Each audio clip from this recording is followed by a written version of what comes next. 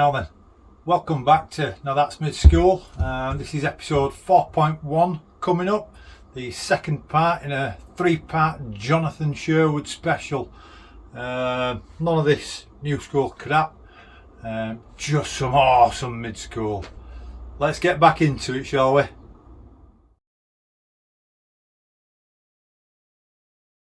So, tell us more about this cardboard lord then. Okay, cardboard lords. So, because obviously I've never heard about it. So cardboard lords. When I was a youngster, the kind of call them a local pro, although no one in my town was a true pro. But the local pro was a guy called Warren Miller, and he was an amazing rider, just good at absolutely everything: racing, trails, street, the works. He went to Worlds one year and came back with a cardboard lords number plate on his bike, and I've actually got one around the corner there, but it had like kind of two faces on the sides of the plate, and it was, you know, most plates were fairly straightforward. It was just it really jumped out at me, like this really funny plate. So that's when I first found out about cardboard lords, and in the early 90s they were largely known as a number plate brand. They were based out of Oklahoma, and called the cardboard lords because they had a small little team, and basically at one national they set up and they had all these cardboard boxes around their campsite from their bikes and stuff, and Chris Miller walked past and apparently kind of had a jab at them and said, "Oh look, there's the cardboard lords," and that's kind of how they got the name. But I first became aware of it because of that guy at my local track had one of their number plates, and ever since then I've kind of kept an eye on it, and I've tried to collect some of their number plates.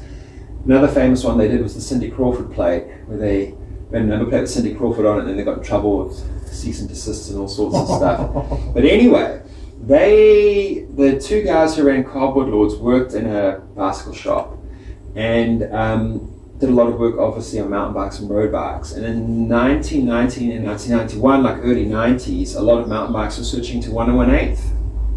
And they used to work on these bikes in the bike shop and realized how superior some of these mountain bike ideas were, like cantilever brakes, 1 1/8 head tubes and stuff. So they decided to make some frames that use these mountain bike technologies. And Standard often gets credit for making the first bike with a 1 1/8 head tube, which is the bicycle motocross. That's in 93. This thing came out in 91, and it's got 1 1/8 head tube and cantilever brakes. And there were actually British brands in the 80s that used threadless headsets. But in terms of 1 1/8 Diacomp headset style bikes, Cardboard Lords actually did it first.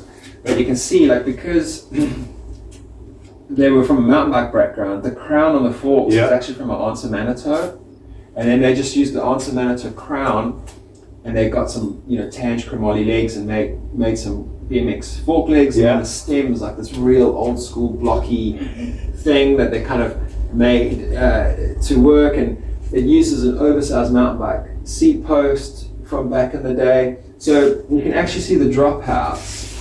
This is a track bike dropout, and the angle means the seat stay should come like right up like that. So they welded this extra little piece on just to get it back in alignment. So like, I just love the fact that these guys were kind of ahead of their time. They were super grassroots. But once again, going back to that like whole purpose build thing, like these are guys that want to build better BMX bikes, and they're kind of cobbling together bits of mountain bike and bits of track bike to make these really kind of forward-thinking BMXs. And they were kind of cool as well. Like they weren't like a super slick, like you see the like middle finger seat tube sticker and stuff. Like that's brilliant. Like they weren't super serious. They were just making cool stuff and having a good time doing it, So this is one of the first prototypes. This is a 20.5, and they made 221s. The 221s are still with the original founders of the company. This 20.5 was for a team rider, and it's obviously since changed hands a couple times, and I managed to pick it up. But just not a desirable brand. I don't think many people are really even into Cardboard Lords, but like the history behind it, the fact that the guy at my track that I really looked up to used to use their number plates and stuff, kind of. How many people will know that they actually made a few friends? No, exactly.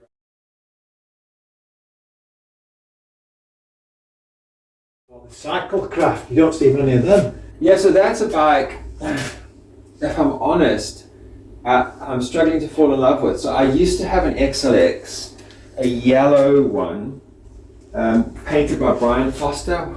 He was famous for his kind of splatter paint jobs. So I had an XLX, a yellow and black one. It was also quite a unique one because it never had the wishbone. But anyway, as I got more and more into collecting S&Ms, I really wanted a early S&M Challenger, and one popped up, and I had to kind of sell something from the fleet to fund the Challenger, so I sold that Cyclecraft and regretted it ever since. So recently, I say about 18 months ago, this one popped up for sale, another XLX, so I bought it. And I do love these bikes, but this one is a much later one, so the decals aren't original. These are early Cyclecraft copy decals, which need to come off. But they only actually started doing these fade paint jobs quite a bit later, so they started doing the fade paint jobs. Yeah, it goes from like a turquoise down to a blue, an aqua blue. Yeah, and like those paint jobs, depending who you speak to, only started around 94, 95. So this bike should actually have different decals on it. So it's difficult for me because I know because of the paint job it's a later model, I need to put the correct decals on it. But similarly, I prefer the earlier paint jobs and earlier decals, but I can't bring myself to repaint it. So I kind of am constantly wrestling with this build a little bit. But amazing bikes, really forward-thinking geometry. So they've got nice long top tubes. And despite the fact the tubing's really thin, like, I mean, these things are, chainstays, C-stays are barely thicker than a pen or pencil. They're made with really beautiful steel. I'm not sure what type of forward thread chromoly it is, but they've got this really springy characteristic to how they ride. It's the same as the Reynolds. So those early Reynolds racings were also made by Cyclecraft with similar tubing, and they ride amazing.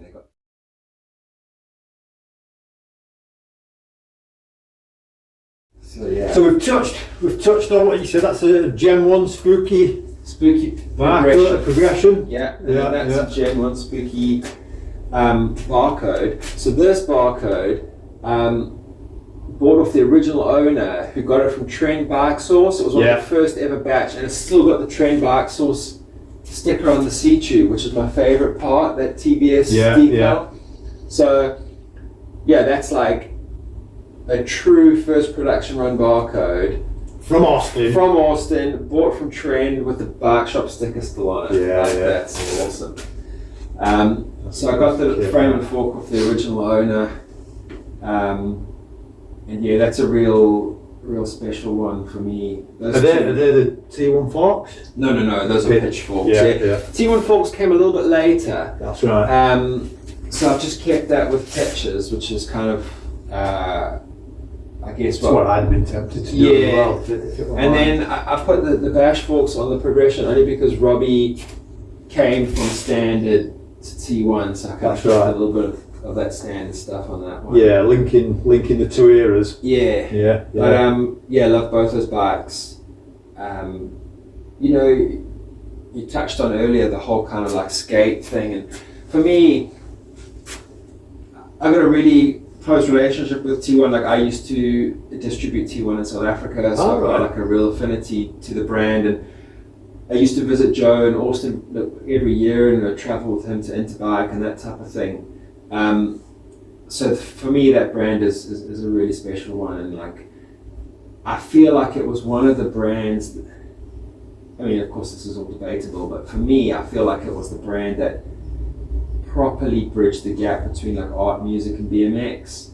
Yeah, I can see where you're going with that. Like, yeah, definitely. Like they did all the stuff with Michael Sieben on the graphics and the art side. They used to have all the bands playing. Yeah. At the T1 ramp, and I think T1, especially in the early days, like it became almost a lifestyle brand.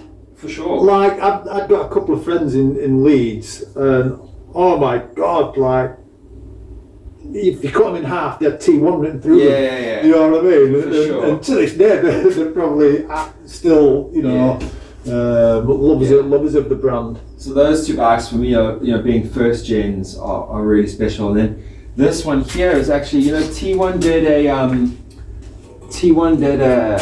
a little online book about the history of the barcode. That's right, yeah. So this is the frame actually from that book. Right. It's NOS, although you'd never believe it looking at how battered it is. But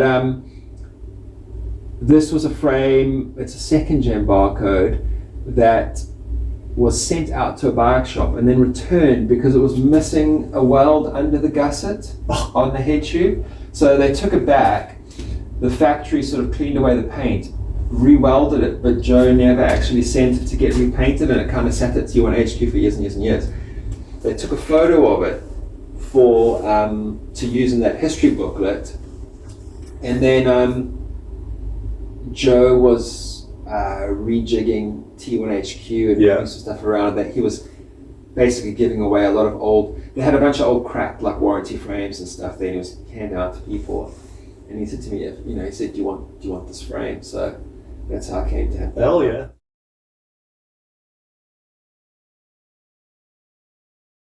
And then the Bennett, I mean, that's a funny one, right? So the first new bike I ever got was a Bennett, and this is this is a replica of that bike that I saved up and imported and built. Once again, Bennett's are a little bit dime a dozen, aren't they? You know, you can still pick them up quite cheaply. Yeah. They're not super desirable bikes, but for me, you know, as the first brand new bike I ever had, I've got quite affinity to them. And I actually, a few years ago, did a little graphic on the internet talking through the different models. That's right, yeah, I've seen that. I share that around myself a lot when people ask the question. Because there are some quite meaningful differences in them. So this is depending. So we've got straight chainstays. Yes. We've got straight head tube. Yes. Skinny down tube. Unmachined. Yeah. Dropouts I can't quite see from So here. the dropouts are kind of, they're not the first I'm going to say dropouts. the bottom section looks a bit deeper than... Yeah. And the skinnier down tube is something a lot of people don't pick up on. But this is...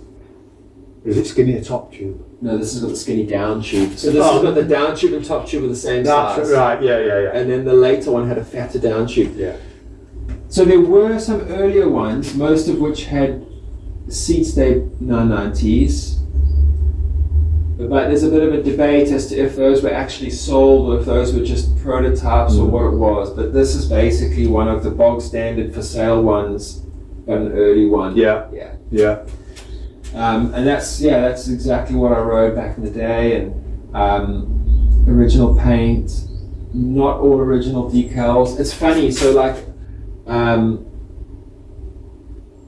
my formal training is in graphic design. So I used to trace and redraw a lot of the decals that were missing, but I build imperfections into them just to make sure people that I know they're not real. Yeah. And it's funny, like, so the Bennett decals I did are readily available now from 2 or 3 other decal suppliers, and I know they're mine because I can spot the imperfection. You'll have to let me know later because I need to get decals for my Bennett. And the same with the Halfong Daddy. So I redrew those decals, and you can now buy them from 2 or 3 different people, and it's got my imperfections, and I know that's my stuff that's been copied.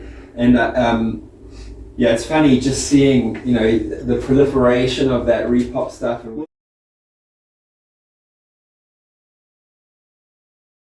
Ramp room Taj, another bike. You know, Taj is I think you'd be hard pressed to find someone who rode through the 90s who doesn't appreciate. Appreciate Taj and what an all rounder. Totally. So. For me, once again, like just in the magazines, that tan one he rode was always such an iconic bike for me, and was really lucky actually to. I know a lot of people like to put the Super Fork on them, and I've had a couple Super Forks come and go, and I've put them on this, and I put them on the Condor, and I put them on the Big Daddy, and I just never fall in love with them. So that's actually got a Taj 1-inch fork, which you don't see very often. And There was you're telling me something I didn't know now. Yeah. So Taj had his own signature fork. Yep. With Hoffman, right? Yeah. So there's a school, there's Midschool. No, for sure. So basically, it's a Big Daddy fork with peg bosses. Right. And the ramp room low drags as well. I mean, obviously the Taiwanese made ones were hugely popular, and Hoffman sold loads of them. But the ramp room ones are pretty thin on the ground. So I was actually quite fortunate. I had some ramp room Patriots. Nobody was willing to sell me a set of these, but I had some ramp room Patriots, and somebody was prepared to trade the Patriots for these, so I managed to get that, which was good. And awesome buy for me. Brings back a lot of memories. I still can't wrap my head around how Hoffman, in terms of output, certainly here in the UK, has just sort of dropped off. So that's quite a complicated story. So and I've not heard this from Matt himself, so don't quote me, but what I understood happened there is basically the company got into financial trouble, and he ended up passing like the license over to the Taiwanese vendor. And this could be completely wrong. I'm sure someone will chime in and correct us. But it's a working theory. So apparently there was a bit of financial trouble there with the brand, and the vendor in Taiwan took over the license to the Hoffman name, basically, and that's when it dropped off, because the vendor was a vendor, not a brand, blah blah blah blah blah, and the brand went into decline because it wasn't.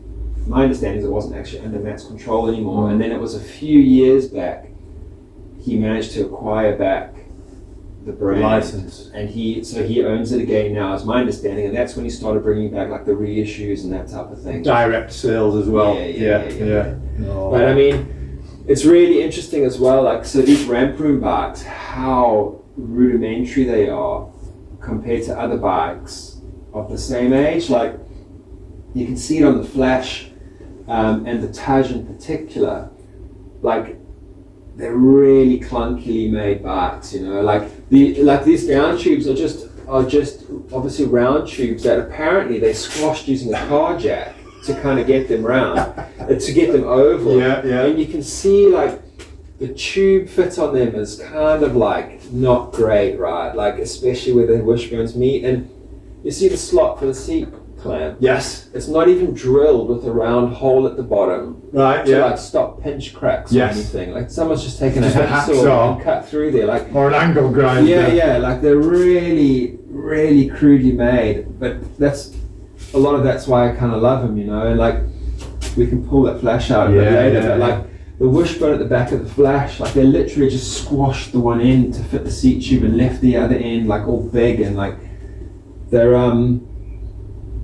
they're pretty crudely made things, those ramp room bikes. But once again, adds to the character, right? Like, of that whole DIY BMX. I've got the King, I've got the Sob as sort of unicorns in the collection, as in there's only one of the DK, one of King. I suppose they did the trial. But if I was going to get another sort of singular one, apart from the rigid, which probably know I'm looking for, it'd be a Flash with the AD 990s. So that's basically a good looking bike. It's basically a Taj front triangle on a Condor rear triangle with a wishbone added for the seat tube. And once again, pretty crudely made thing. In all honesty, I mean, a beautiful trails bike, right? Probably not a great race track bike.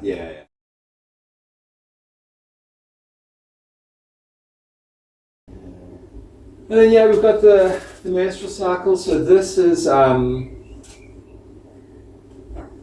apparently another one of Gogo's bikes. I kind of had an exchange with him, and he was looking at it, and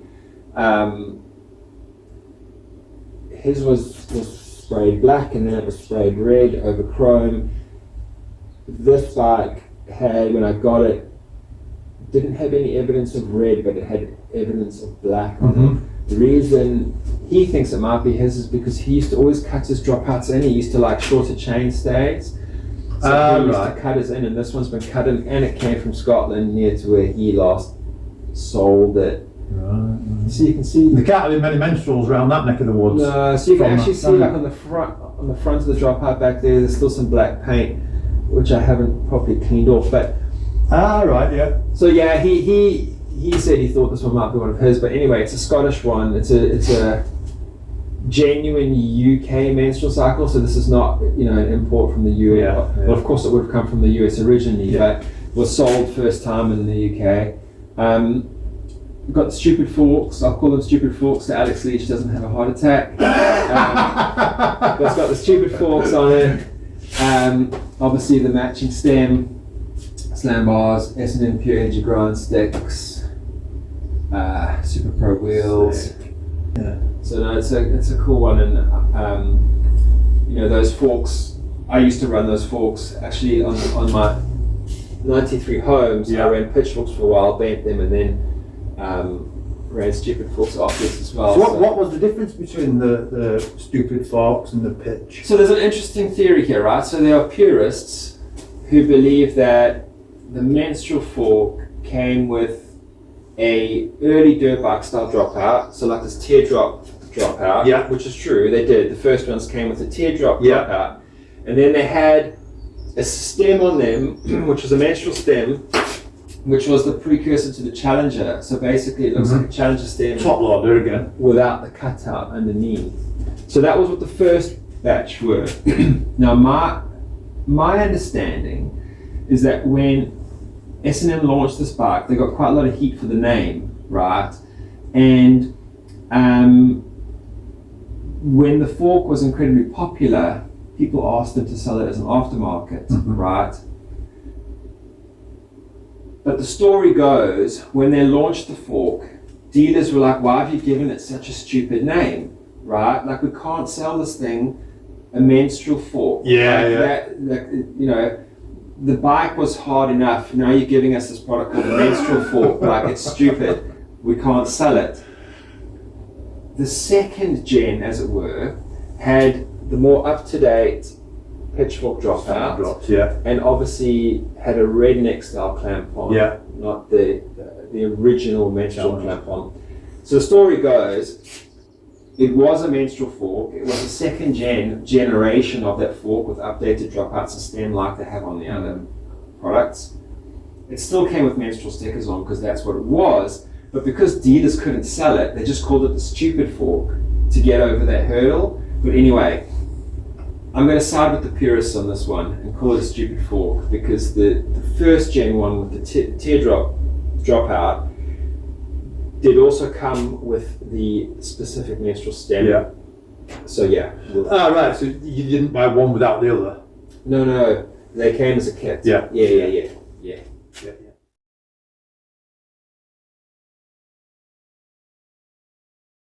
But then the SE Condor, that bike's amazing. So that's original chrome, original decals. I keep saying this, but like the chrome from those days. It's super good, yeah. Amazing. Really, really good. But yeah, I mean, these Condors, repop decals have been available for quite a while, and a lot of people re-stickered theirs. But yeah, that's to my knowledge, one of only 2 original chrome, original green decal Condors. Whoa. Also, that is a first generation British bike, so that wasn't imported from the US. That's a UK bike sold through Backyard? I think it was pre-Backyard, that.